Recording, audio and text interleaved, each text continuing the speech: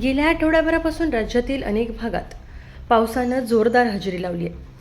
2 दिवसापूर्वी भारतीय हवामान विभागानं नाशिकच्या त्र्यंबकेश्वर आणि इगतपुरी तालुक्यात तब्बल 300 मिलीमीटर पावसाची शक्यता वर्तवली होती. मात्र पावसाचा जोर उत्तरेकडे सुरत आणि दक्षिणेकडे अहिल्यानगर जिल्ह्यातील अकोले तालुक्याकडे वळल्यानं संभाव्य ढगफुटीचा धोका टळलाय.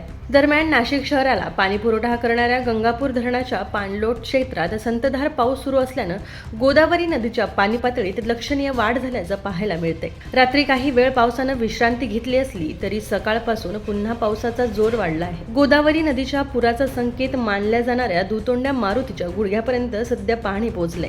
तसंच नंदिनी नदीच्या पाणी पातळीतही मोठी वाढ झाल्यानं तिथं पूरसदृश परिस्थिती निर्माण झाली आहे. हवामान विभागानं पुढील काही तासात वादळी वाऱ्यांसह पावसाची शक्यता व्यक्त केली आहे. याच पार्श्वभूमीवर शहरासह परिसरातील काही खासगी शाळांनी सुट्टी जाहीर केली असून काही ठिकाणी रस्ते खचल्यानं वाहन अडकल्याची घटना देखील समोर आली आहे. काही ठिकाणी रस्ता खचल्यानं वाहने अडकल्याच्या घटना देखील समोर आल्या. एकूणच नाशिकमध्ये पहाटेपासूनच पावसाची संततधार सुरू असून आतापर्यंत तब्बल 120 मिलीमीटर पावसाची नोंद करण्यात आली आहे. पुढील काही तास हवामान खात्याकडून मुसळधार पावसाचा इशारा देण्यात आलाय.